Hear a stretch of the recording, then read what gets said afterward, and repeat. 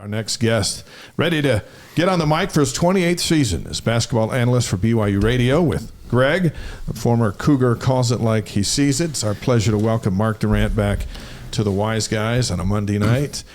Hey, boys. Welcome. That can't be true. 28 years. Yeah, where did all the time go? What in the world? Yeah, it's crazy.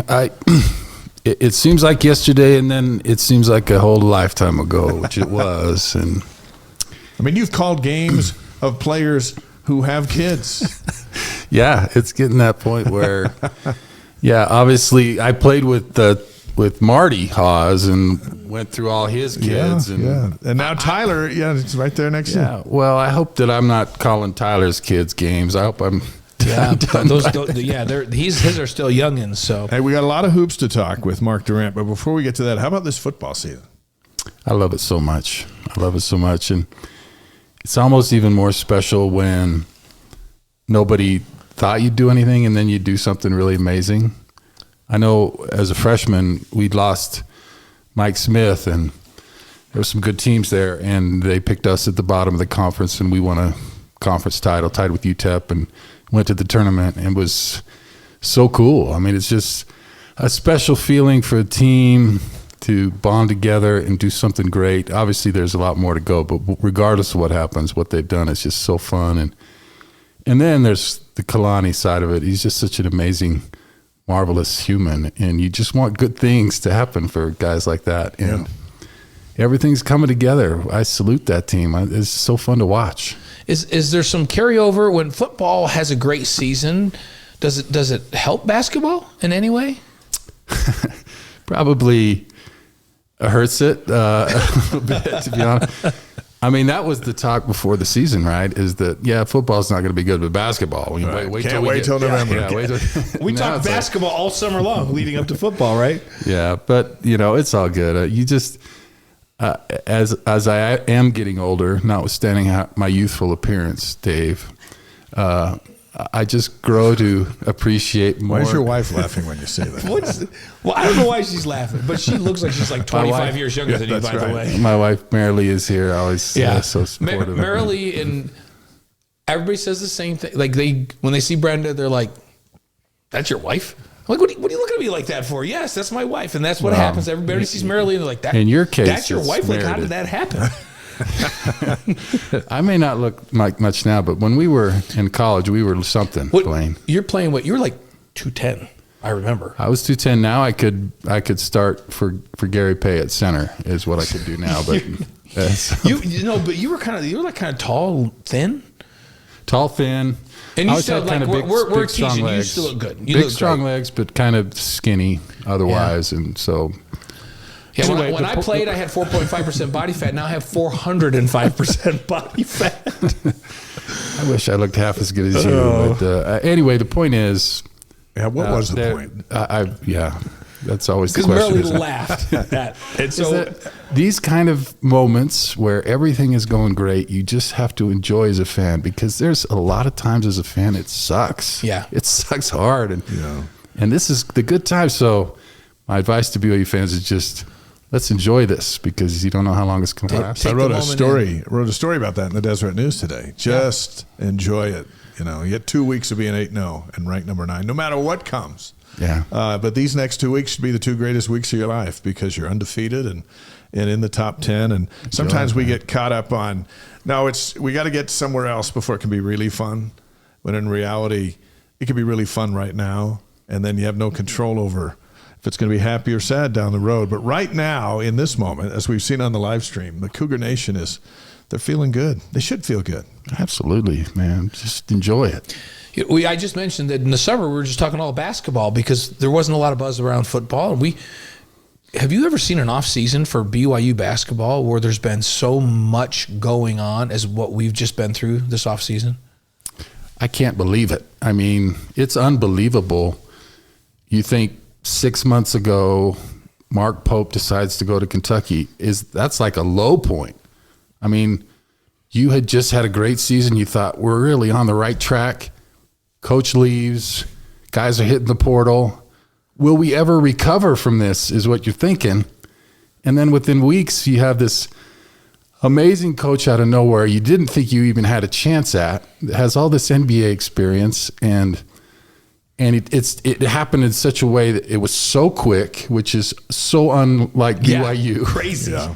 So you had, I presume, the church on board, the administration on board, the athletic department, all working to make that happen so quickly to get him.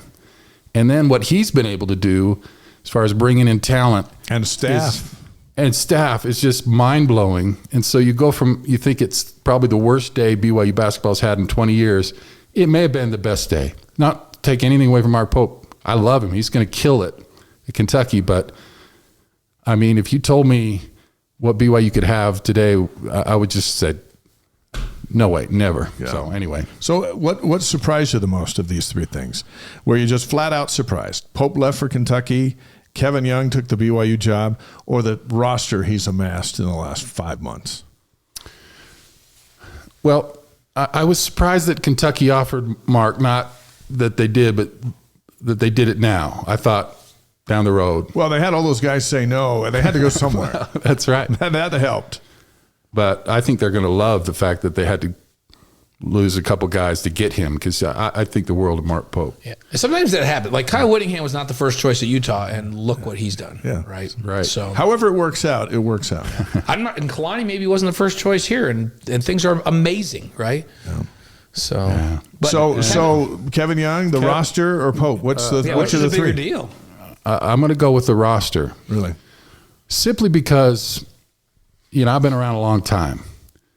And maybe you get one kind of big name player every couple of years that, you're rumored with other players. But BYU with Egor and Cannon Catchings and even the players that aren't on the roster that we're talking about BYU possibly getting is crazy talk, right? Yeah. Never even thought that we could be in the conversation, let alone seriously be a contender for a lot of these guys, is remarkable.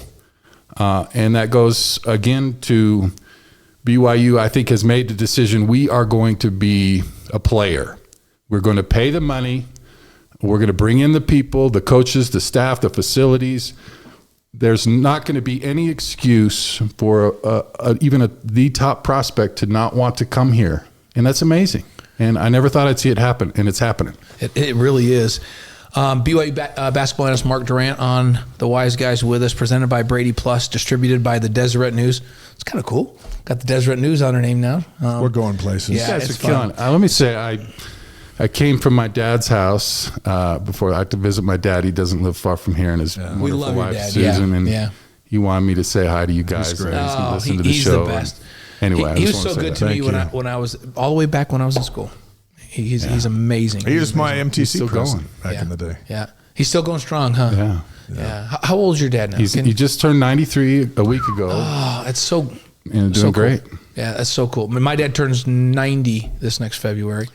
What an unbelievable generation. Our dads are amazing, huh? So Yeah, amazing. So over the weekend, BYU beat Boise State in a scrimmage. Wait, I thought that was a secret. It is it was secret. a close scrimmage, but we It was do- secret we when do it secrets happened this on show. Saturday That's what we morning. do on this show. So the score we heard was 91-86 from all social media accounts, and Richie Saunders had 25, Dawson Baker had 19. A few guys sat out. I was told that Keita was outstanding.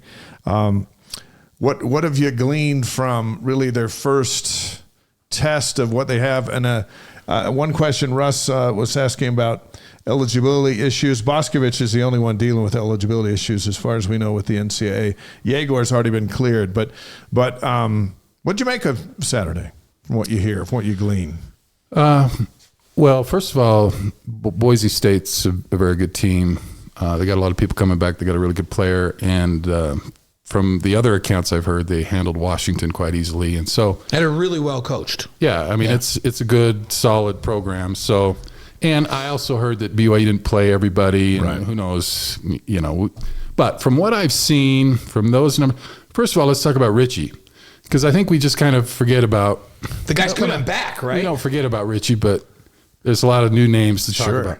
But Richie, and I was able to be a little bit privy to his situation as he was exploring things, which as he should have, Sure. because we didn't know what's going on. And credit to him and his family for because he left a lot on the table, I think, and he recognized that being a kind of a legacy person at BYU has value. And be like a Blaine Fowler. I mean, that's a lot. He's a way better player.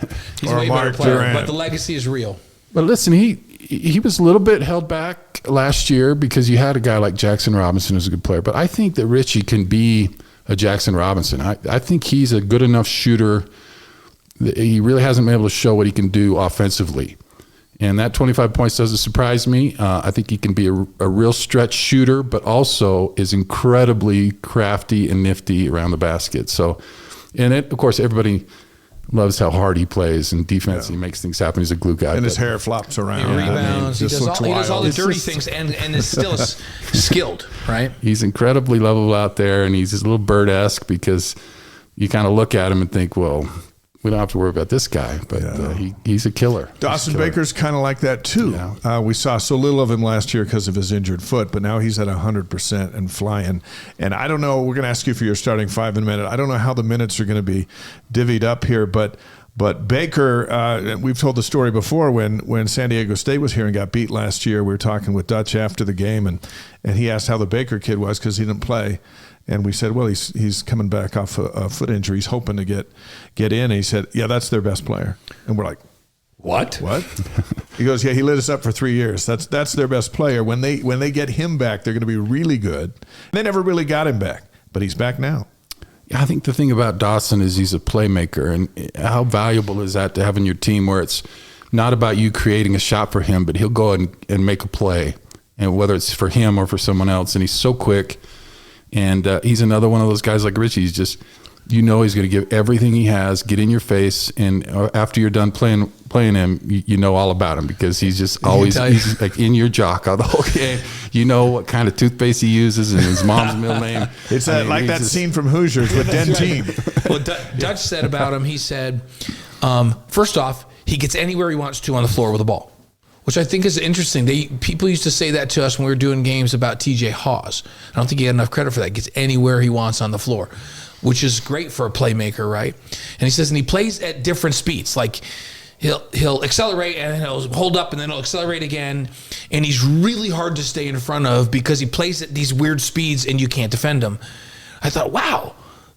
Those are some unique skills that Dutch described after playing him for 3 years. Well, and considering where it's coming from, I mean, that's a guy that has seen a lot of basketball and has great players, and they're not just handing out nice things to say. I mean, right. he knows what he's talking about. And how important it is to have a guy like that, because teams know you after a while, right? They know what you want to run, and they know how you want to get in your sets. And if you can be a guy that can get places even when people are trying to stop you, I mean, that's really important for an offense. With all of that, like, who are you most excited to see? You mentioned Egor Demin, who comes out of Russia. There's Cannon Catchings, who's like crazy skill. We went and watched practice, and we're like, whoa, this dude can play as a youngin'. Or is it Richie Saunders or Dallin Hall? Or is it somebody else that you're most excited to see this season? Yeah. It is somebody else. I do love all those guys, particularly Cannon. I mean, Cannon could be like the all-time. I mean, I was blown away in that scrimmage just by the size and how athletic he was and how smooth he was. And how young he is. Yeah, I love that about him. But, it's when I heard that Kebaketa was coming from Utah, I was over the moon. I think I tweeted at the time, I said, when he steps on the floor for the first time in the Merit Center, he'll be the most athletic BYU player ever to do so. Wow. And I believe that. He's just got physical skills that are game-changing. And I looked back at that game in the Huntsman Center. No way Utah wins that game without him. He changes the game when he's in the floor because he's so athletic and so quick and strong that it was hard for BYU to handle. Now, he's not a great offensive guy, so I think you forget. But he's a dominant player. He's a dominant player. And you know what he looks like? Yeah. David Robinson, only a little shorter. Yeah. But his shoulders are he looks like a statue. He's a lot like the kid up at Utah State that's playing in the NBA now. Just so overwhelmingly athletic that he just dominates games, and he'll get better offensively. But you combine. So, and one of the reasons is because BYU, the weakness I thought they had last year was depth at the big man. Where they got Foose, and Ali Khalifa, but they were kind of hurt off and on, and they have a Tiki, but you have this wealth of size now. It's incredible with they're all tall. And Keita, and you got 6 or 7 guys that could play the 4 and 5, and they're all super talented. Before we ask you to reveal your starting 5, let's talk about the NBA kids. We'll call them that because Egor Demin's projected lottery pick, and Cannon Catchings has moved up the list closer into the lottery from the NBA guys who are assessing freshmen. Although Egor's got a lot more experience coming in from Real Madrid. But these 2 kids, what do you expect from them? Could they possibly live up to being an NBA lottery pick at the Marriott Center in their first year of American college basketball?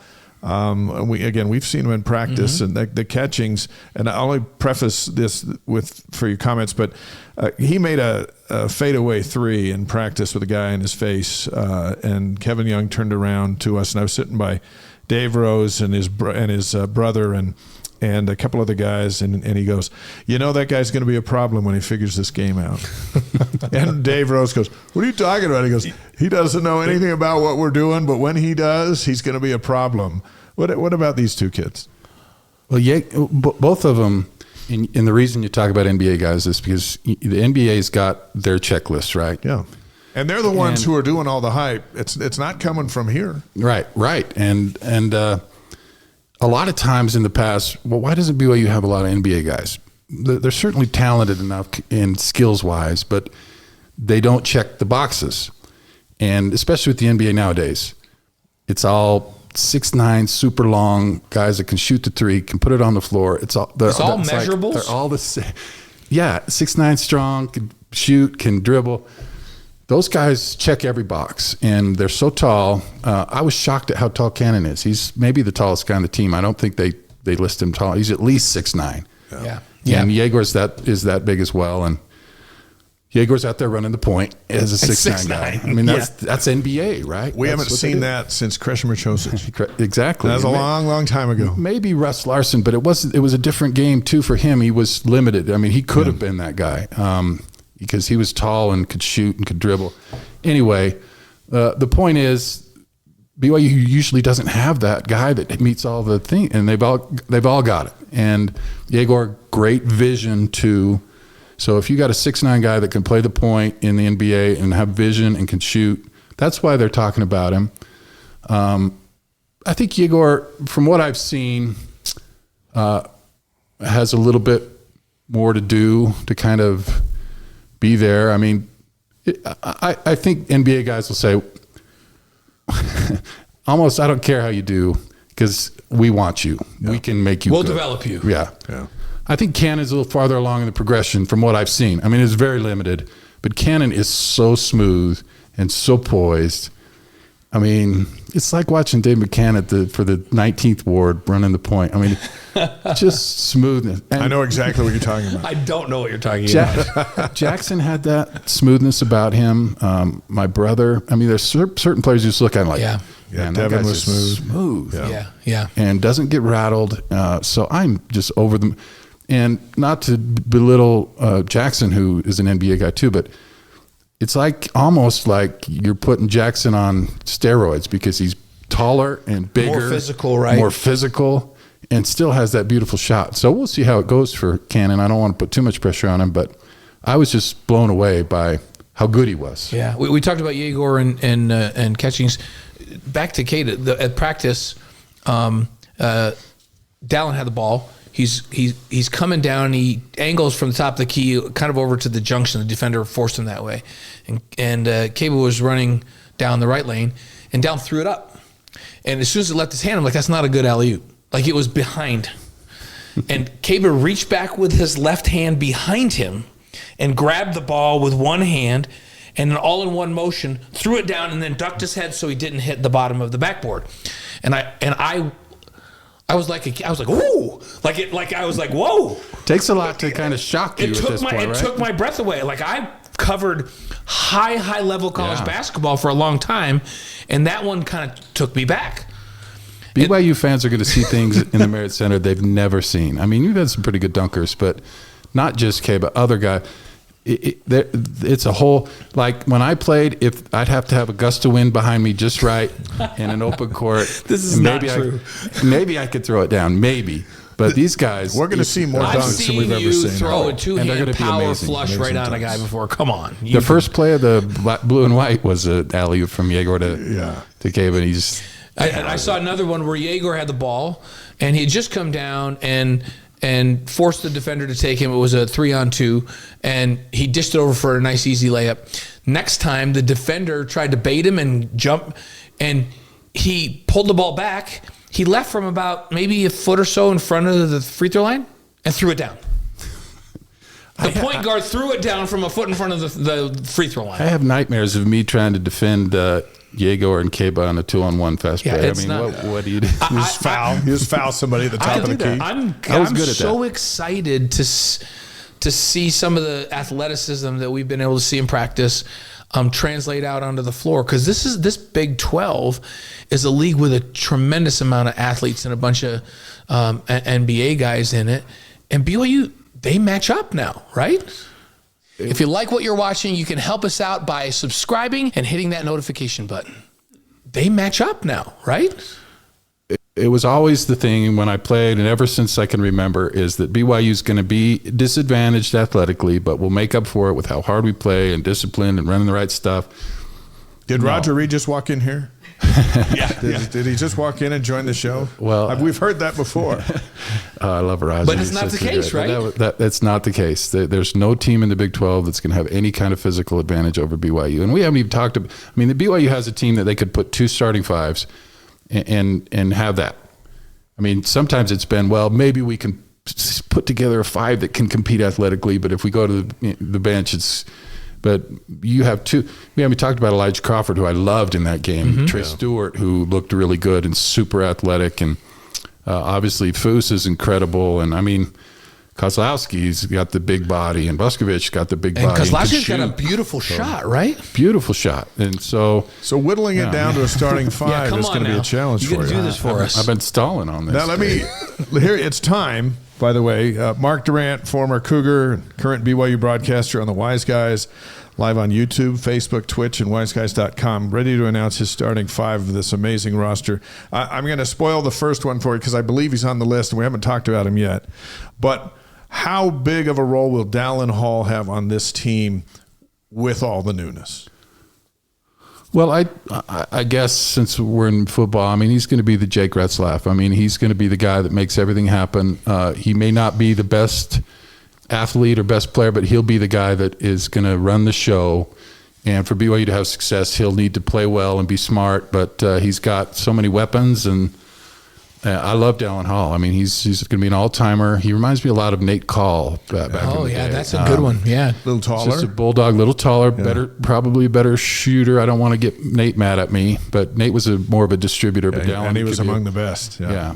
But he'll be terrific. So I'll Dallin's say going to orchestrate it all. Write him down. Dallin's in there. Dallin down. Okay, number 2. Who do you got? Well, let me caveat what I say. Now, remember, you can only do 5. Then we'll talk about the bench. We'll talk about who's coming off the bench. But well, who are I'm the just 5? saying, this is starting 5 for day 1. Okay. It may for change. Tuesday night. Next Tuesday night. January 1 may be different. Okay. All right. So I think Egor will start. I think Cannon will start. I think Richie, because, he's earned that. He's a veteran.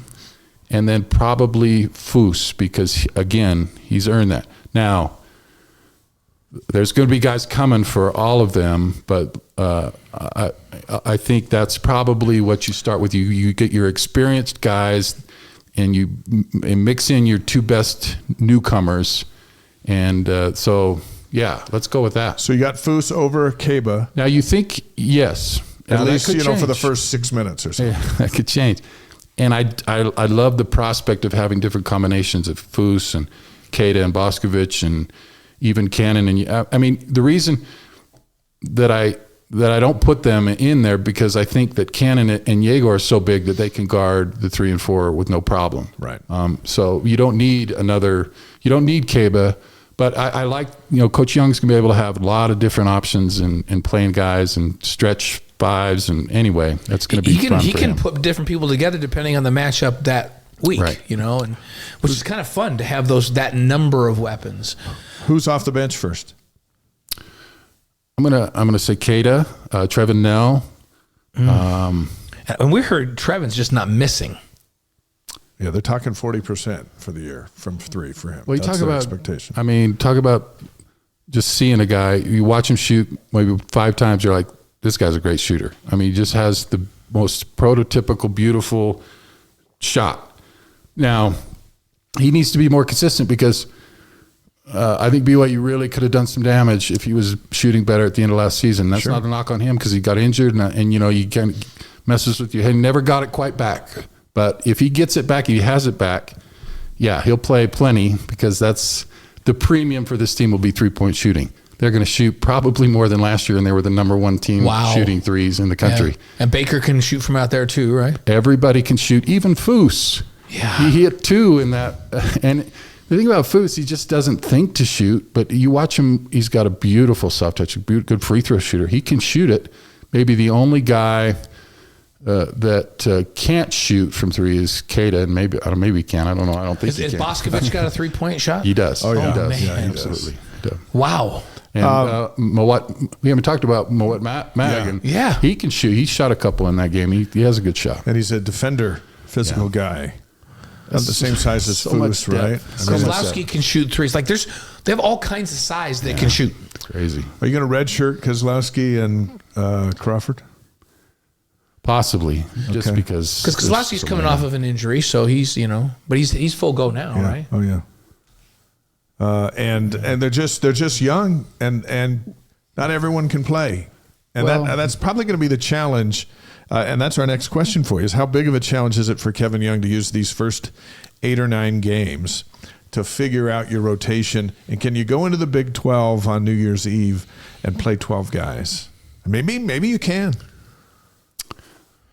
I think you can. I think that gives you an advantage. If there's not a drop off and you can play that guy, keep people fresh, I think it's a big advantage. But it's just rare. Yeah. So I'm going to say no, but maybe he can. And that's the last piece of the puzzle for me, right? Is I'm all in on Kevin, and I'm excited about everything that he's done. But I have never seen him coach a college game. Yeah. Yeah. And so I assume he can, but he's got to figure that out. And that's the real challenge for him. He's assembled this great team and stuff.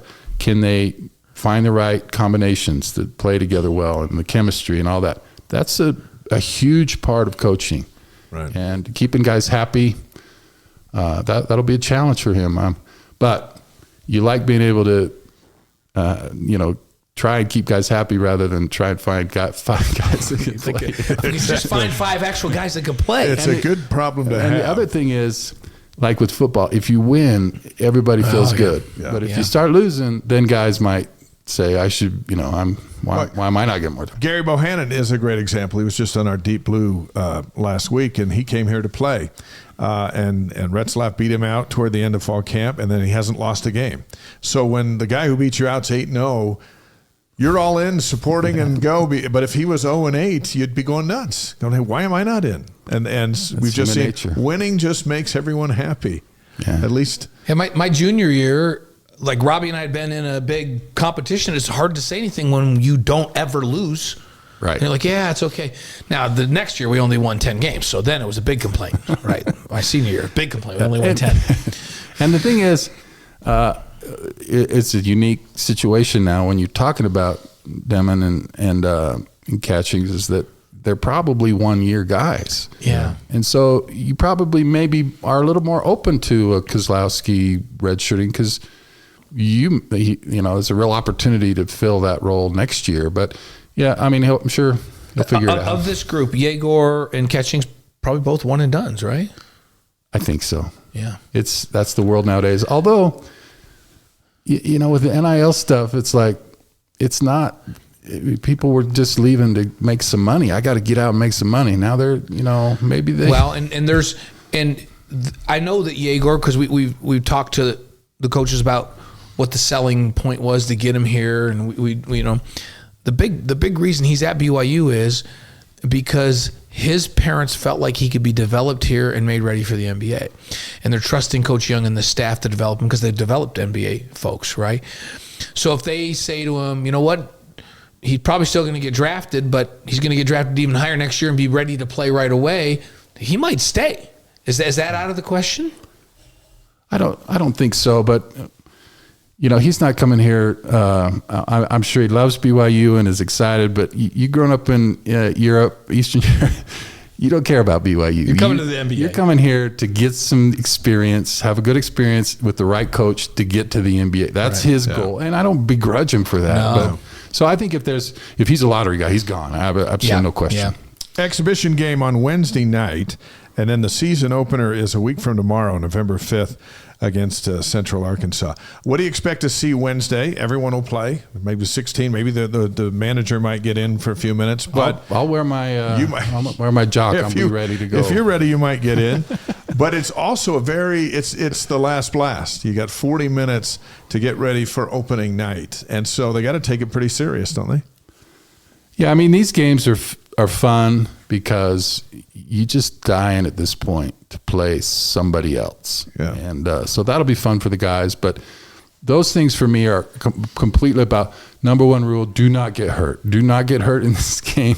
Stay healthy. That's number one. And second, it's about, I think, for Coach Young to get more information. It's all about data. I'm gonna try a lot of different combinations. Get the numbers. He's a big analytics guy, and so he's trying to figure that out. And this is just another opportunity to do that and play against a new face. And so just stay healthy and just let the guys do their thing. And Kevin brought his brother on staff, who's one of the top analytics guys in basketball. So they're going to use a lot of this analytics to. Man, I don't know how I feel. I know it's right and it's the way to go, but it's like our analytics where I shoot 75% from the free throw line. That's about as in depth as it got. That was our analytics. And now it's like, so it's crazy. You were higher than that. I think it'll be interesting is that the team comes out and then the team of coaches comes out. There's more coaches on this staff than at any time in school history, and they just keep coming out. And you got the team, and then you got the scientists behind them. And you talk about Roger Reed. I'm sure he's just like shaking his head, like, man. It was like pulling teeth to get the third assistant or whatever it was. And now it's a full group. It's fun. There's a lot of chat going on, they're talking about different things. And they're asking the difference between college and pro coaching. And one of them said that Kevin Young said there's really not that much difference, but he said the biggest difference is how much practice time there is in college versus the pros, because you just keep playing. Like sometimes 2 in a row. And you don't practice in the NBA. No, you don't practice. So well, I asked him about that a little bit after the Blue and White. Say, I mean, what's your style going to be? Are you going to have to change to kind of fit the college? He's like, well, actually, college has been changing to be like the NBA. I don't really see any difference. I mean, it's going to be a lot of pick and roll stuff and isolation, and trying to maximize opportunities for the Kevin Durants or Chris Pauls or Devin Bookers. That's the kind of play that they're going to shoot a lot of threes, because that's what NBA does now. They shoot the three or drive to the hoop. It's going to be no Dave McCann little 15-foot mid-range guys. It's either shoot the three or go drive to the hoop. I love the references. Exactly. I've heard legends about you. Speaking of their stories, I know Blaine used to play pickup ball too, and Smithfield. Oh yeah. Hey, Coach Leishman used to put a group of football guys to go scrimmage the women's all you team, football guys so thought you could play. You all thought you could play, and you'd get destroyed. Wait, don't forget that my team won the Intramurals championship. And they used to play it in the Marriott Center. And by the way, rolled in some thugs. 2 teams of football players played in the championship game that year. Todd Shell and his Arizona team, who's a first-round draft pick in the NFL, against Robbie Bosco and I and the team we put together. You know what we did, though, Mark? We just said, here's the thing. Who are the best basketball players on this football team? Well, the tight ends, they're all 6'6" and 6'7", and they all played high school. We're just going to go get every tight end on this team. We're going to put a team together. That's what Robbie and I did, and we were good because of it. I wasn't going to play against you guys because you're just bound to get hurt. Because That's true. You can't get that mindset out of just hitting people. It's like, this is basketball. A couple more questions for Mark Durrant. Dave's getting fed up with us. Let's talk about A.J. Debanza. Nation's Which we can on this show, by which the way. we can. The nation's top basketball recruit. Visited BYU for a third time a couple of weeks ago. Most recruiting insiders say BYU's in the lead on this kid. What if they get him? Well, I think it would be a continuation of kind of the game changing here, where you're talking about BYU being a destination for potential pro players and one and dones and that kind of thing. And that's amazing to me. It's a little bit kind of where Gonzaga has gotten, right? That their continued success, that players know if I go there, I'll play and we'll have success and I can go to the NBA. And if BYU can consistently and put Egor and Cannon in the NBA and then get in the top recruit, which is, I cannot stress to you how unheard of this is. Maybe you had Sean Bradley and even Jimmer wasn't highly touted coming out. I mean, Danny Ainge. So that's Danny Ainge, Mike Smith, Sean Bradley, maybe, and Devin was McDonald's All-American. But it's so rare. And now you're putting an assembly line of those types of players together. It's crazy. It's incredible. So if you can, that's another coup, and it's going to build on your success, and hopefully he has success, and then then it's just the big machine going, right? And even with Devin and with Danny, they were highly, highly recruited, but nobody was saying they might be the number one overall pick in the NBA draft next year. That's a whole other level. Yeah, and in the past, you've had guys similar to that have at least given acknowledgement to BYU, put them in the mix to be kind because they're members of the church. Their parents asked him to. This is legit. It's crazy. Like BYU's in the front position for him. And a credit to a lot of behind-the-scenes guys in high school sports here in Utah and Wasatch Academy and other schools that are developing. And it's become a place where the best players in the world are coming. And then because BYU's in the back door, there's a relationship there. They see it, and it becomes a viable option for them. The wildness, and you hit on it a moment ago, the wildness is we're here in that spot today in late October, and no games have been played. Kevin Young's, that stuff is a week away, but it's the guys he's got here that we're talking about, and DeBansa and JJ Marticourt, said by some of his coaches of his AAU's group that they might be the best player ever out of the state of Hawaii, like ever.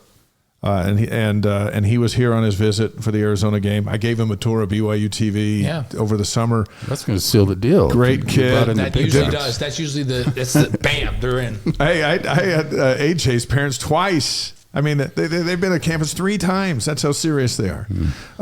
And it's no secret because wherever he goes is no secret. It's everywhere after, and there's no secret he ran out with a football team out to the 50-yard line when Arizona was here because they're all the video. And it's like, well, I've never seen that before. Well, we've never seen this kid before. But when I gave him a tour of BYU TV and had a chance to visit with him, he's every much 18. Right? And we've all had 18-year-olds, so I know what that's like. But the hype on his skills has him at 30, in the eyes of everyone trying to get him.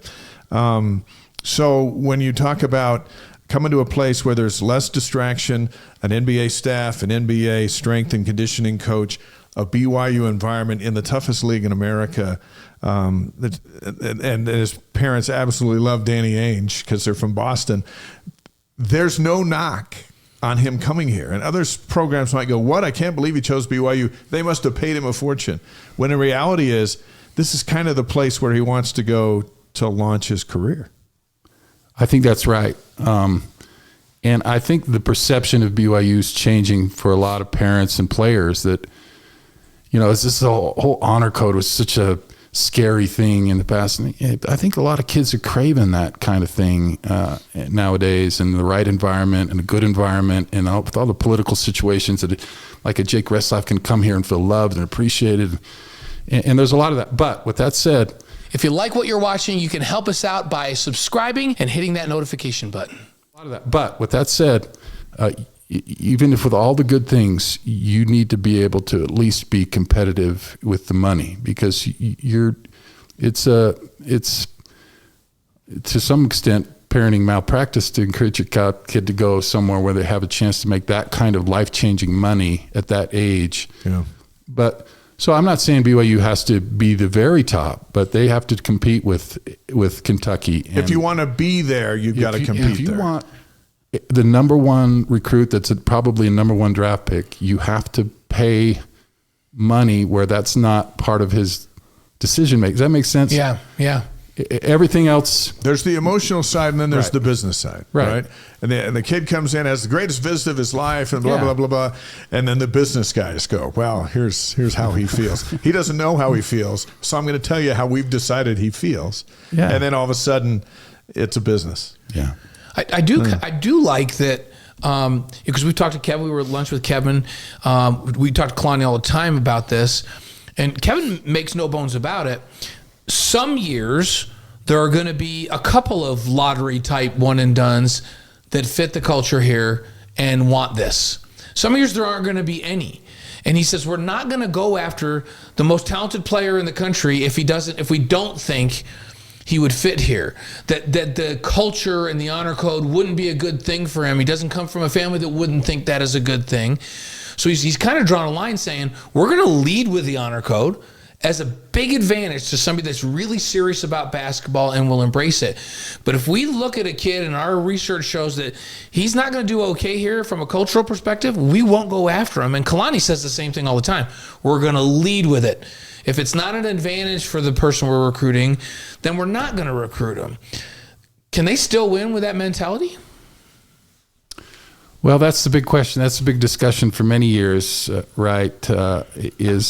In the early 2000s with football, I think there was some concern that you were bringing in guys that didn't love that philosophy, and just to have those kind of athletes. And I think it was a little bit messy at times, but I think what you have to do is not have all your eggs in one basket, so you can be a little bit have a little bit of discretion. And what I like about this staff is he's got guys from all over the world in different areas, and you can get in guys from Africa that might, and like Foos And Europe. Yeah. that maybe are a little bit more friendly to the honor code as a thing, but you have a big basket. So if there is a guy that is awesome, but you kind of feel like he's not the right fit, but you got to take him because he's awesome. But if you have other awesome guys, you can have a little more discretion in what you want. Kalani says that there's enough guys that fit now,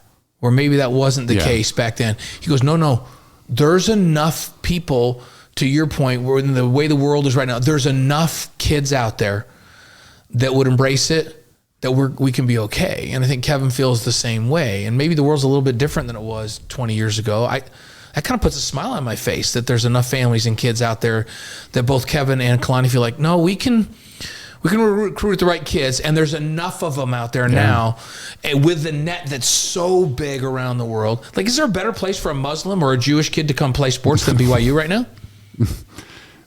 Maybe, but I don't know. Talk to the starting quarterback. I think he would say that it's working out for him. I mean, I've talked to Foos like, I tell Muslim kids it's the best place to ever be to live your religion if you're Muslim. That's so beautiful. I love it. I love that BYU is that place, is at least for a lot of people. And I love the different perspectives and Muslims and Jews and LDS. I mean, that's how it's supposed to be, right, man? Yeah. Let's bring them all in and let's kick some butt. Elder Gilbert was on the show last week, the Commissioner of Education, and we were talking about all these things.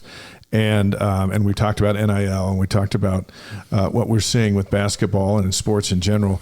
And his point in a nutshell was chase a dream, but not at the expense of our values.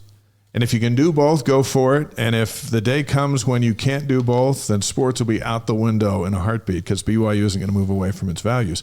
But values is that kid is that a high value kid? Not is that a high value return missionary LDS kid? Is it a high value moral character kind of guy that can come to BYU and enjoy the experience, become better, and then go on to other things?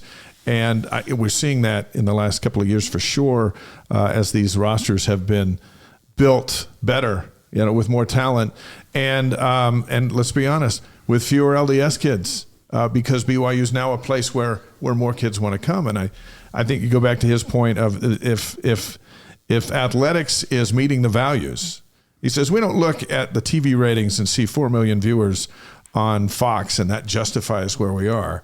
We look at what's going on, and does the product, does the coach, does the team, does it meet our values? And if it does, then that's the direction they want to be. Well, LDS faith is marvelous. I love it with all my heart, but it doesn't have an exclusivity on values. Right. And if you could, I mean, has there ever been a better representative of the LDS faith than Jake Retzlaff? I mean, he's awesome because he has those. It's about the value. He's a good person. He's faithful, and you go down that roster and you can name one player after another that's embracing their BYU experience, no matter where they came from or what they believe. And and they're not all going to be perfect when they come. I think Jamal Williams is a phenomenal example, right? Because Jamal comes, they recruit him, and his mom, I love Jamal Williams' mom, by the way. I think she's she's one of the best people I've ever met, right? And Jamal comes, he gets in a little bit of trouble.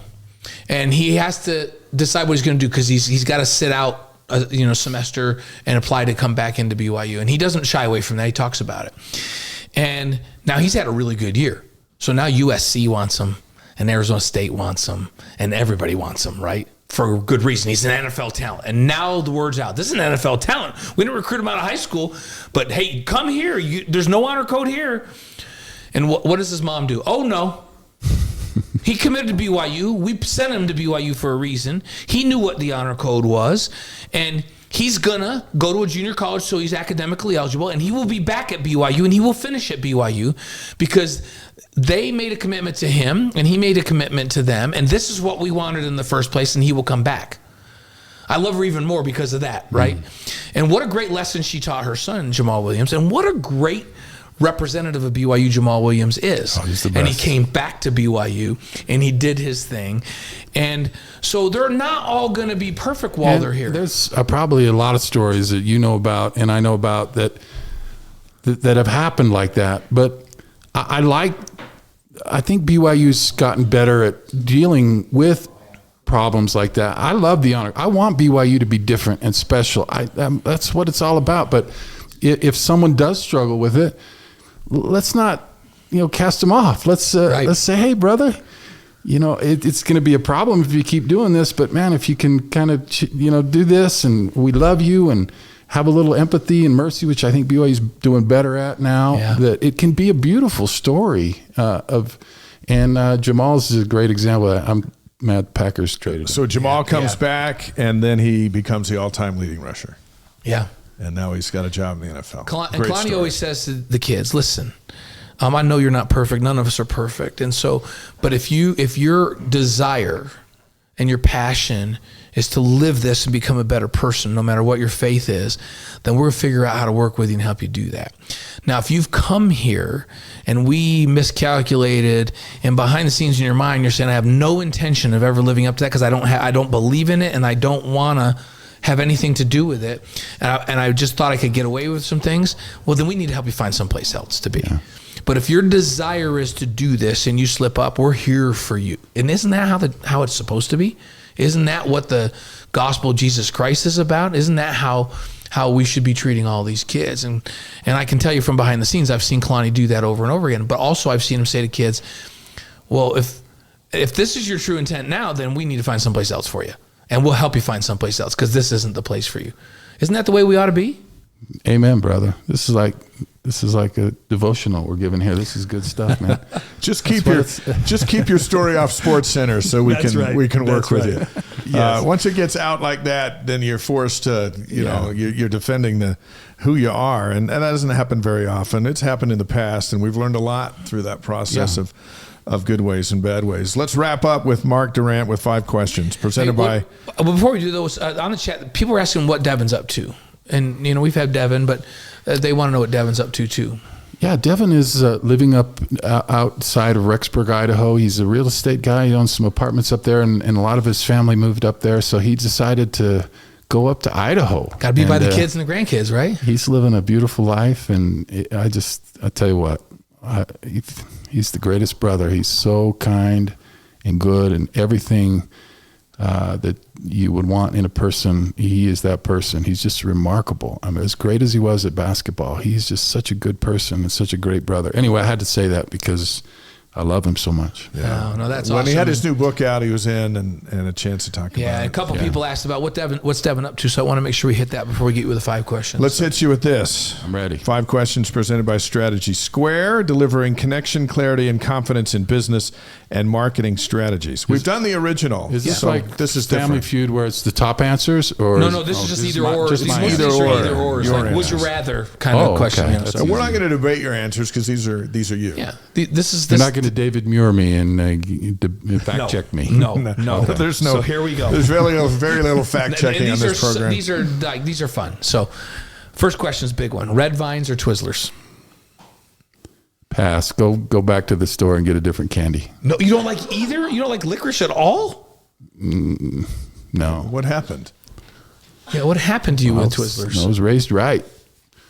I like black licorice, okay, which people always are repulsed by. Let's but I just like- stop. Because black licorice Let's is just what's move on on. the I'm gonna inside go of Good black- Plenty's. Let's just Twizzler, move on to the black next thing. black licorice on the Once you inside of a mention Good black Plenty's is nothing licorice, better. I've forget already it. destroyed this segment. I'm Move sorry. on. for being That's all so fine. disagreeable. Move on. What do you take, Dave? I'm a Twizzlers guy. I like red vines. See, and we still love each other. The country's so divided. It's, We're Americans.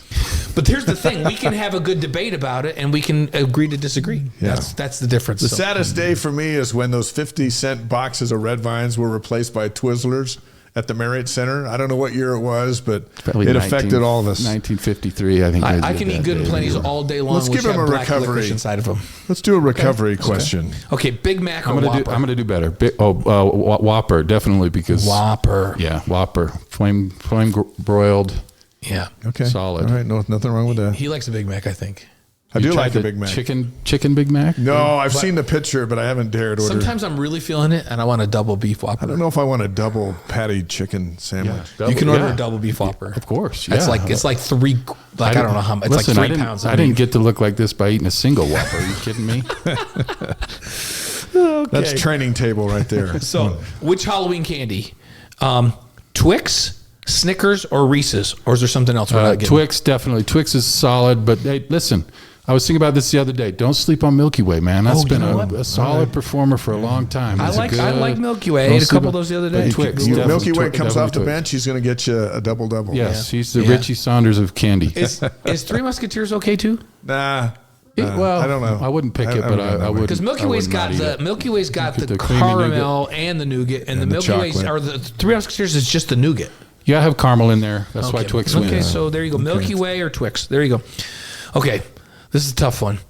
Van Halen, Rush, or REO Speedwagon? Boy, if I didn't say Rush, the Greg would disown me. Greg's not here This today. would be- Greg, don't let he Greg gets his own influence you with his questions. nonsense. There would be no 28th season if I don't want to listen to any of them, to be honest with you. Who's your best? Van Halen? Van Halen. That's on the list. I know. He said, what's the those. best of Oh, I those? thought you said you didn't want to listen to any of them. I'm Van Halen also. Okay. Yeah, Van Halen's. That's they're all classics. He's AC/DC all the way. They're in the same family. Yeah. Yeah. Same rock, same classic rock family. Yeah. Okay, team you want to beat the most. Here's your options. Utah. Okay. Because it was going to be Kansas. We had Kansas this and is Arizona. In basketball, though.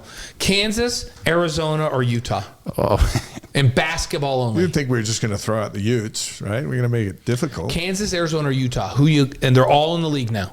And they're all playing at the Marriott Center Yep, and this it's year. all at the Marriott Center. Who you want? That Kansas win was sweet. that was the greatest win ever. Yeah, it was It was awesome. amazing.